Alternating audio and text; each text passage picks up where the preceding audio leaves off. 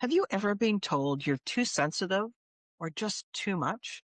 What if that same sensitivity is actually your superpower? Well, today we're talking about perceptive leadership and how to thrive when you feel more and think differently. My guest is Rachel Radway. She's an executive coach and award winning author of the book Perceptive. We get clear on what neurodivergent really means, why masking drains your energy, how burnout can hit different, and the simple communication shifts that help you lead without leaving people behind. If you've ever questioned whether you fit that template, then this conversation will feel like a deep exhale. Let's jump in. Rachel, can you tell me what inspired you to write this book, Perceptive? Like, is there something, a defining moment in your life that you realized this needed to be written and it needed to be shared? Would love to tell you. There wasn't necessarily a defining moment in my life. It was more so many of us who are out there on LinkedIn and talking about what we do get approached by publishers. And I had been approached by many and I had ignored them. And one popped up who seemed to get me and what I was doing more than the other messages I had received. And so we had a couple of conversations and he really did get the work that I was doing and the people that I was working with. And one of the biggest challenges that I face, which is when I started my coaching work, I was working with people who identified as highly sensitive, which is a thing. There is a book that came out in the late 90s called The Highly Sensitive Person. But a lot of people don't know about this and don't know that 30% of the population is highly sensitive. It's something that I have always known. And I work with women leaders, and women leaders don't necessarily want to think of themselves as highly sensitive, right? In our culture, in our society, sensitivity is still seen by a lot of people wrongly, but still seen as a weakness or a flaw. So he got that, and we started talking. And he said, "What about perceptive?" And I said, I just paused for a minute. And it was so brilliant. And it's a universally positively thought of word. It has different connotations. All of them are applicable to different aspects of high sensitivity. And I couldn't think of anything negative to say about it. Who wouldn't want to be thought of as perceptive? So that got me thinking. I had not really planned to write a book, but the more he and I talked, the more I realized I have limited reach when I'm just working one-on-one with people or even in my small group coaching program. And yet I was seeing themes coming up over and over and over again, both in my own life and in my clients' lives.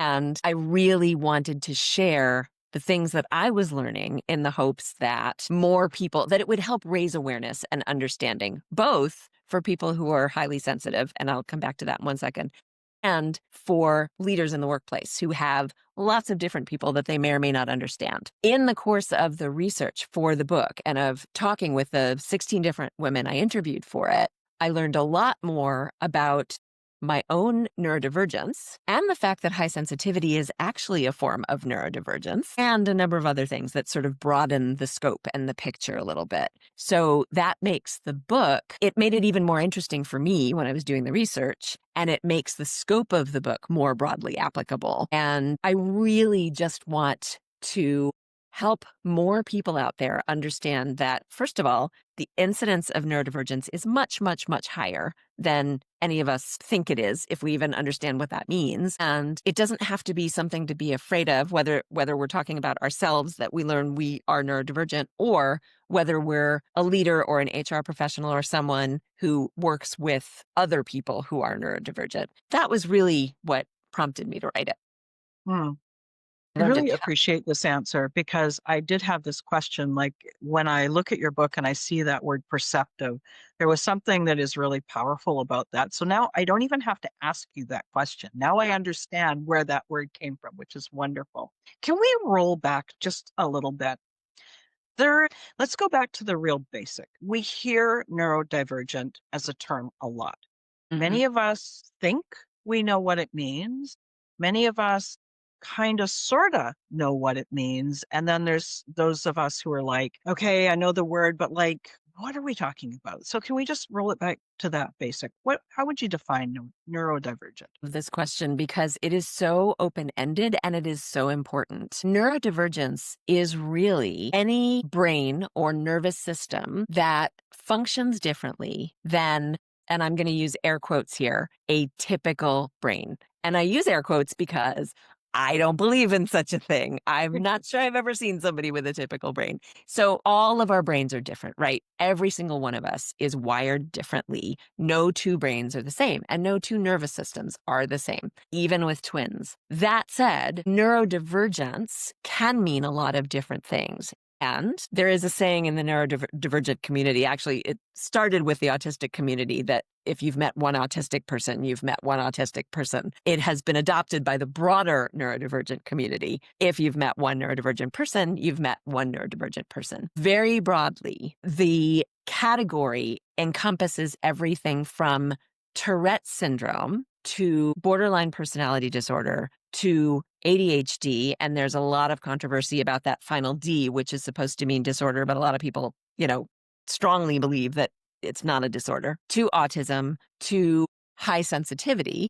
So when I was saying before, highly sensitive brains are neurodivergent, there are a lot of reasons that make the brain different. There are structural differences. There are chemical differences. fMRI studies have shown that the brains of people who were assessed to be highly sensitive are different from brains that are not highly sensitive, which by definition means that highly sensitive brains are neurodivergent. And there's a huge amount of overlap between high sensitivity and autism and ADHD and dyslexia and dyspraxia and there's dyscalculia, which I find hard to say, so I don't always include it. But there's a whole slew of terms which you may or may not have heard of that fall into this category, and each of them is just a little bit different. And there's a lot of co-occurrence too between these conditions. Right. Overlap. Yeah. So this is great because it actually leads to my next question. The nature versus nurture question. So people who are highly sensitive, how much of that is just the way you're born and how much of it is a response to how you grew up? Almost, in some cases, even a trauma response. However, in some cases, like there's a ton of people that I know that are highly sensitive and it's like they've got their antenna up.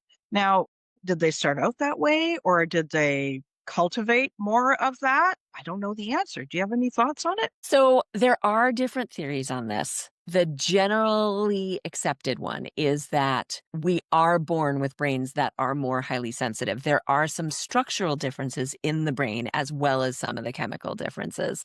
And again, there have been fMRI, research done and other studies. That said, you mentioned trauma. Trauma can obviously happen at any time and can also change the structure of the brain. And, there's a whole field of epigenetics that shows us that we can constantly change things in our brain. So there are a lot of studies that show that many forms of neurodivergence, if not all, tend to be genetic. They tend to run in families. It would be highly unusual for a child to show strong signs of neurodivergence and not have it show up anywhere in the parents, for example. But I think there are some nature-nurture reinforcements that happen. For example, I'm 100% sure that I was born highly sensitive. There are studies that have been done with children, and they look at children that have grown up in stable, loving families and children that did not. And the outcomes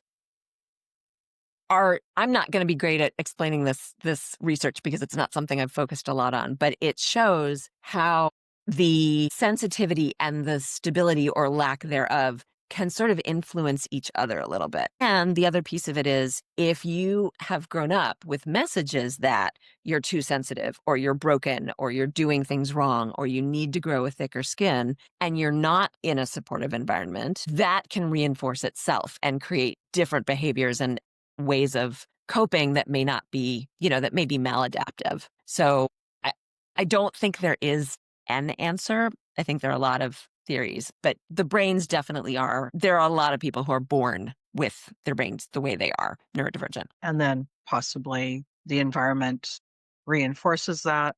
And then, of course, there's times where the environment actually helps. So the next question is around the gift and the challenge. This is sort of asked in the context, what I heard really clearly earlier in the conversation, this piece of there's far more people who are neurodivergent than who are not, possibly because of the definition of Mhm, neurodivergent.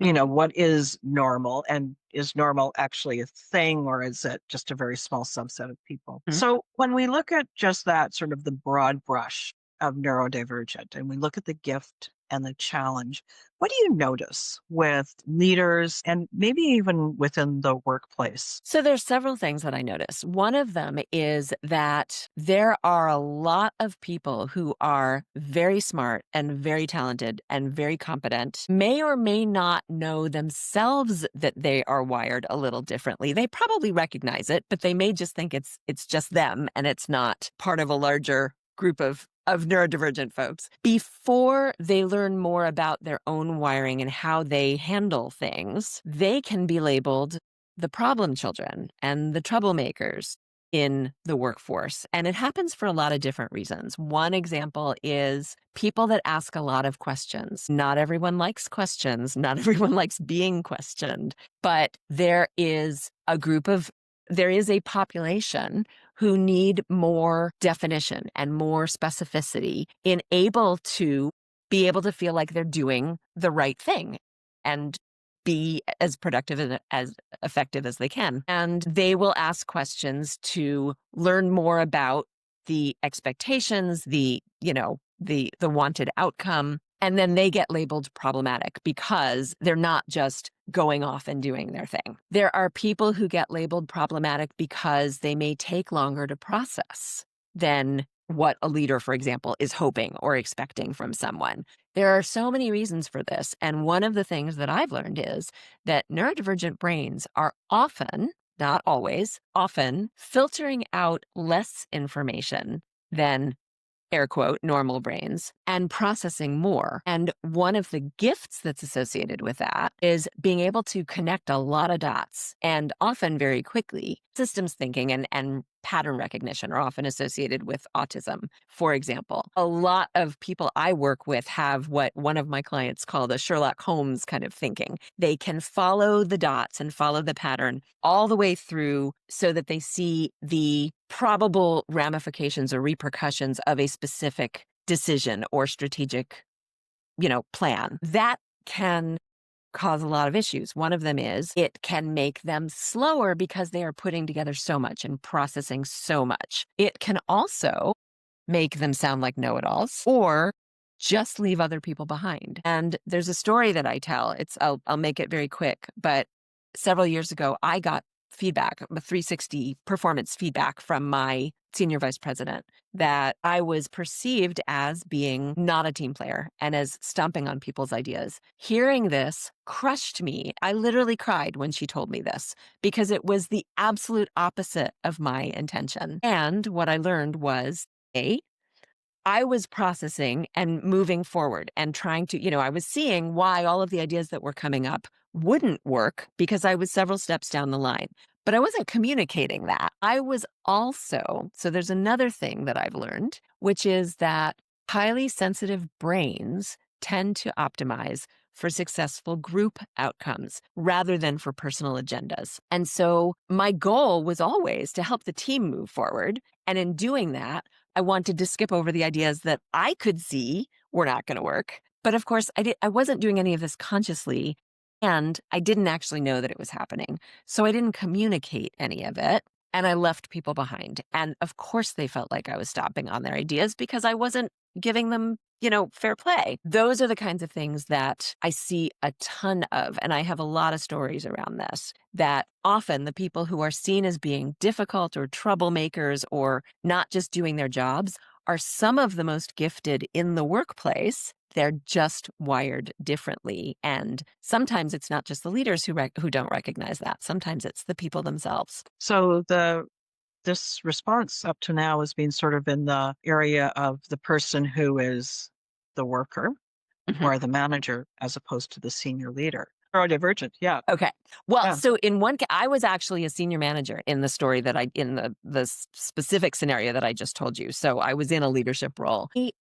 There's another story of a founder I worked with who was brilliant and had a grand vision, which is why she was a founder in the first place, right? She had a team of employees and she was trying to get them to do all the things that she knew would lead to the right outcomes. And nobody was doing what she wanted her to do. And she was super frustrated. And when we worked together, she realized that even though her vision was clear as day in her head, and because she had a gift of being able to see both the big picture and all the details that fed into it, she could see all of that. It was very, very clear to her, and she could see all the steps. She wasn't communicating that vision. She was just assuming that A, other people could naturally intuit it from her, and B, she was the boss, so, she got to dictate anyway. Another feeding into this same story, because I'll close the loop in a moment. A lot of neurodivergent people have very, very high standards. We see all of the details, and we know that if we were doing something, we would do it a specific way and it would be done well. We have high standards for ourselves as well as for other people, but it can make us controlling. It can make us perfectionists. It can make it really hard for us to delegate. This founder that I was working with, saw all of this and really wanted things to turn out exactly the way that she wanted to. When she learned all of this and sort of had a meta view of her own thinking, she was able to step back a little bit, communicate her vision, communicate also how all of the roles of her contributors fed up into that vision, how they contributed, and then communicate her expected outcomes and let people deliver the way that made most sense for them. So to execute on the things, but in their own way, not in her way. It changed the way people engaged. It changed productivity. I mean, there were all kinds of beautiful results from this. And when I thought about this after working with her, I realized, looking back on some of the leaders that I've had in the past, I would absolutely place bets on the fact that some of them were neurodivergent and didn't realize the disconnect between the way they were communicating and the behaviors they were expecting and the rest of their team. So they're 2/3 of neurodivergent professionals do not disclose that they are neurodivergent in the workforce for a variety of reasons. So the probability that you have leaders who are neurodivergent in some way, whether they themselves know it or not, is very high. And there's common thread there with the couple of different stories that you gave is understanding that where you were, where that leader is, where the founder is not just because your brain is there doesn't mean that everyone around you understands that too. And so this place of clear communication and what is clear communication and how much clear communication is needed. And also the intent that it's not diving too deep into the weeds. It's not a problem. It's not a talking down to people. It's actually a respectful way of treating them instead of assuming that they know what to do, right? So Yeah. this thread of communication was really clear in those two stories. Super interesting. Can we talk slightly different area? Talk a little bit about burnout and how burnout in neurodivergent people can be different than burnout in typical brains. Right. And your air quotes now. We should all be using air quotes. Yeah. Yes. So burnout is a word that is on everybody's tongue these days. Everybody's talking about burnout. And yes, it is a very, very widespread phenomenon. And for some people, burnout means, okay, I worked really hard for the past few weeks because I had to deliver on this one particular project and I wasn't sleeping as much and I'm just feeling exhausted and low energy. But I'll take a vacation and I'll get over it. That's a very different kind of burnout. In 2014, I was a director at a global Fortune 500, was Fortune 100. I was leading a global team, I had no boundaries and I had no personal life and I was constantly working. And I am one of those people, and this is true for a lot of the clients I work with too, who puts 150% of myself into everything I do. And I had been doing that for so long that by the end of 2014, I was close to non-functional. And it's not something I recognized about myself. I was so deep in it that I didn't even notice the changes in my own personality, including things like I used to laugh all the time. In that job, there was a group of us who just laughed constantly at work. By that point, nothing was funny anymore. I wasn't laughing. My sense of humor was entirely gone. I was bitchy. I was unhappy. Nothing was going right. And I couldn't see all of this. I couldn't step out of it and see what was going on. And at that point in 2014, nobody was talking about burnout, or at least in my circles, people weren't talking about it. I ended up quitting my job, selling my home, and moving to rural Peru to find the time and space I needed to start my recovery journey, which actually lasted several years. And what I have since learned is that was neurodivergent burnout. It was a combination of factors that went into it. So yes, I was working myself really hard and I wasn't, nourishing myself and feeding myself and taking care of myself. At the same time, I had spent years and years and years masking, not intentionally, not consciously, but because I had always felt different and misunderstood in different ways. And because I had been in leadership roles, I was always trying to be some version of a leader that wasn't necessarily who I was. And that masking takes a huge amount of energy. And we don't even realize that we're giving that energy to doing that because we just don't know that we're doing it. Neurodivergent burnout commonly lasts longer, hits deeper than sort of generic burnout. And by saying generic burnout, I don't mean to downplay it because it's serious whenever it happens, wherever it happens. But neurodivergent burnout tends to be more intense. It can affect more of our abilities. It's not just being tired. When it gets really, really severe, it can get to the point where you really can't even take care of yourself. And a lot of us don't even realize that that's what we're dealing with. Once I learned about it, I realized that period in 2014 wasn't the only time I had gone through this. It was the most severe, but just there hadn't been a name for it before. And I only learned that I was neurodivergent in my 50s. Oh, I hope that's helpful. Yeah, very much deeper, longer, more extreme, and possibly because your level of being able to produce and show up is higher than many people. So Mm. that hard work thing isn't as big of a deal. And then, as you described earlier, a lack of boundaries and showing up in a way that wasn't necessarily fully aligned with who you were, Mhm. which is pretty common in the corporate world. If I put my bets on it, I'd say 75% of the leaders aren't showing up as themselves.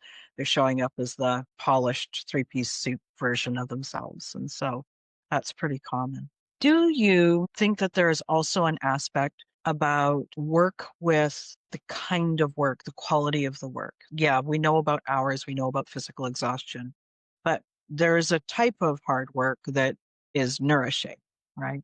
There's a type of hard work that because it's passionate and it's on purpose, that fills you instead of empties you. Do you think that there's a place with that with the neurodivergent folks too? Definitely do. So one of the things that is true of most, if not all, neurodivergent folks is we are much more successful when the work that we're doing is aligned with our values. And we are not always motivated by the same things that our colleagues are, our peers are. Some people are able to go into a job from 9 to 5 and get paid and go home and do their thing. And they don't really care that much about the job itself. I have always envied those people. I have never been able to be one. I have to put myself, as I said, I put myself 150% into what I'm doing. What I was doing was never particularly aligned with who I was and my value. Excuse me. I think that the coaching work that I'm doing now is probably the first time in my life that I'm actually loving my work and that it is really completely in alignment with my values and my goals. All of those other jobs that I had, I never worked for a company that I really couldn't believe in, that I didn't believe, that I couldn't justify what they were doing or their product. But there were things that I just simply didn't care about. I worked in financial services. I really just didn't care. I did the work anyway, and I forced myself to do it.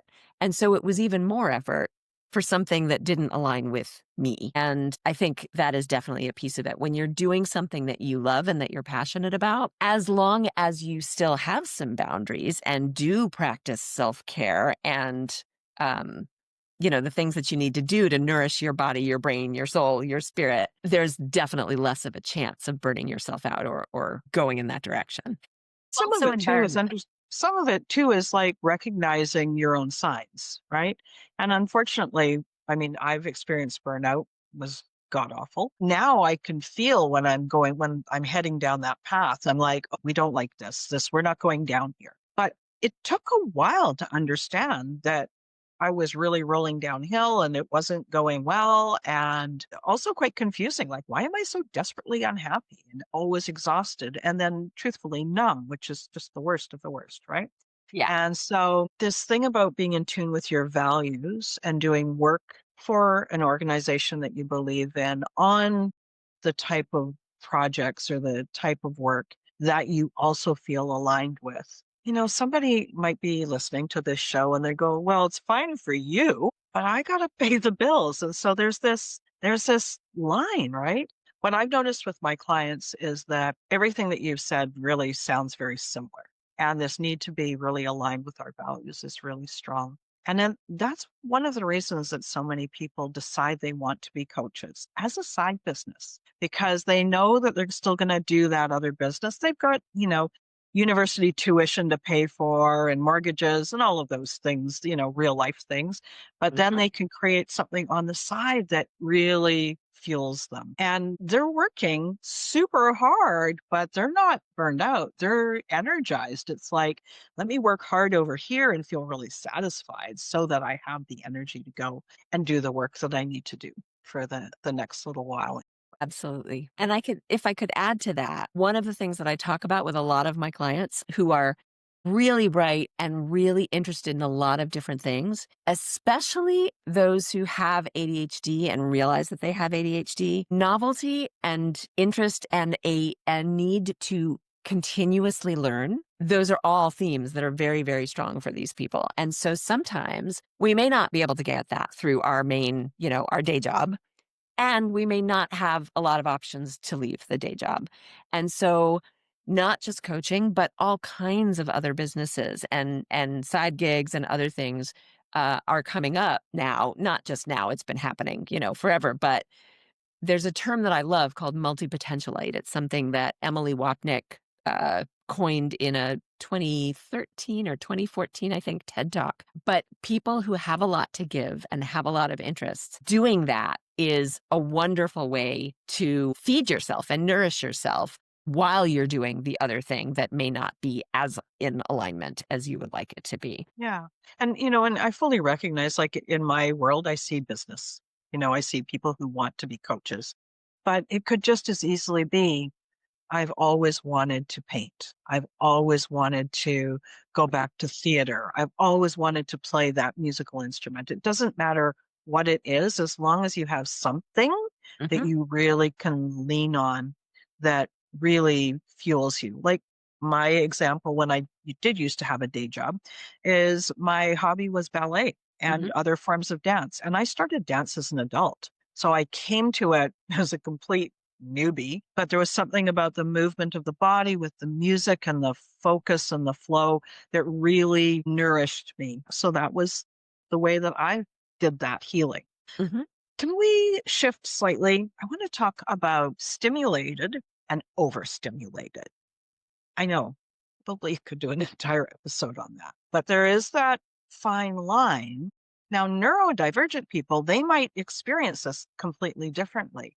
So, what do you think in this area? The difference between stimulated, overstimulated, understimulated, perhaps? So this is a huge, huge topic in the neurodivergent community. And it is possible to be any of those things. It is, there is a range. And I think that the critical ingredient here, again, is self awareness. It is really learning how much you need. And to step back a second, you can be stimulated or under or overstimulated by different things, right? Sometimes it's stimuli in our environment. For example, I am very, very sensitive to sound. And if I am in a place where there's too much noise or it's too loud and I can't control it, I am easily going to be overstimulated.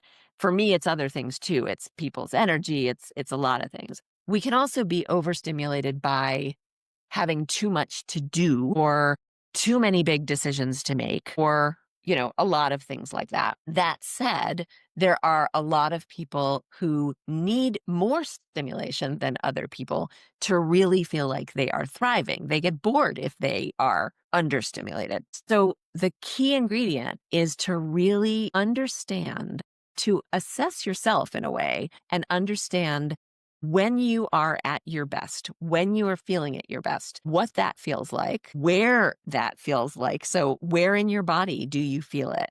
And what does it feel like? And when are you in flow? When are things just coming easily and happening easily in whatever you're doing, whether that's personal or work related? And notice the things that are triggers for you. So, again, some people cannot sit still and watch a TV show with nothing else going on, or a movie, or read a book. They need to be doing two things at one time. Some people cannot have anything else going on while they're watching a movie. It drives them nuts. Where are you on that? What are the things that, again, feed you and make you feel like you are operating at your best level? And then once you've identified the situations, the scenarios, and what tips you over, what can you do in your own life to redesign or realign things to optimize those opportunities and to maximize them? And that's a lot of what I work with clients on.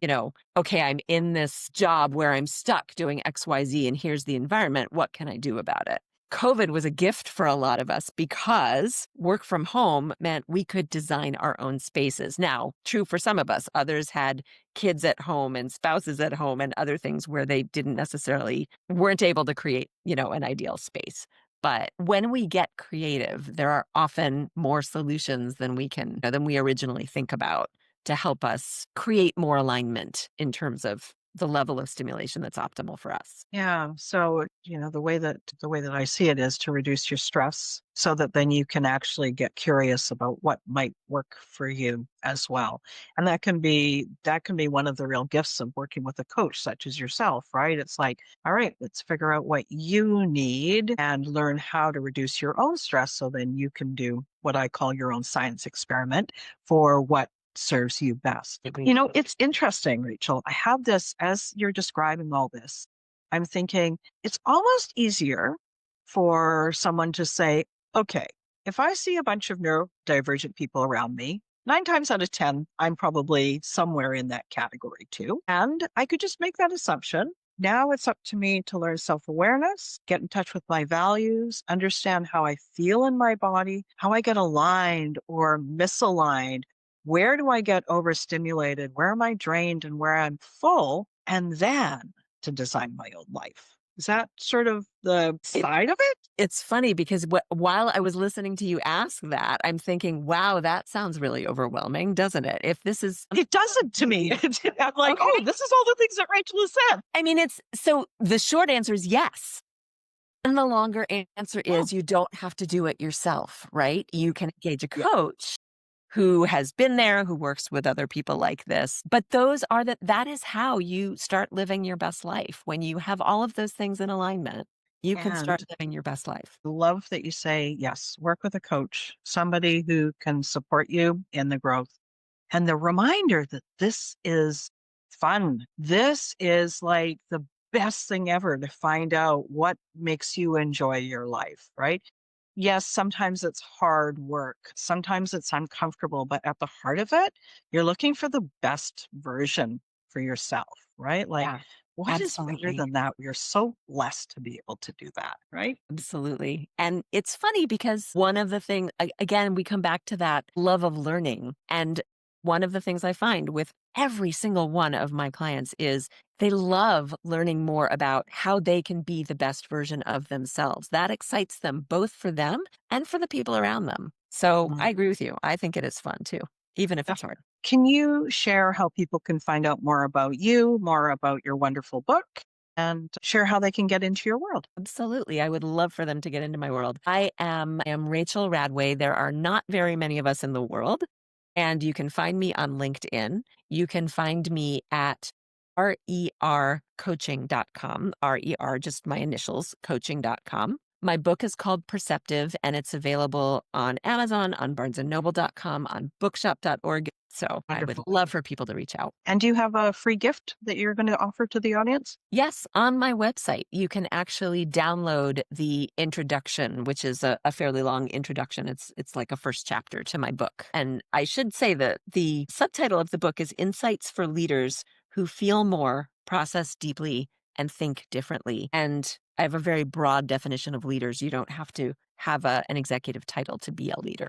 So if that interests you, you can go to rercoaching.com and download the introduction. Thank you so much for sharing this with us. Really appreciate the conversation. And I learned a lot. And I got to ask you questions that I was like, wait a minute, how does that fit in? So, really, really pleased with that. All right, everyone. Thanks so much for joining us this week. I hope you enjoyed the conversation as much as I did. I am thinking of you and sending you lots of encouragement and support and love. And I hope you have a wonderful week. I'll be back to speak to you again next week.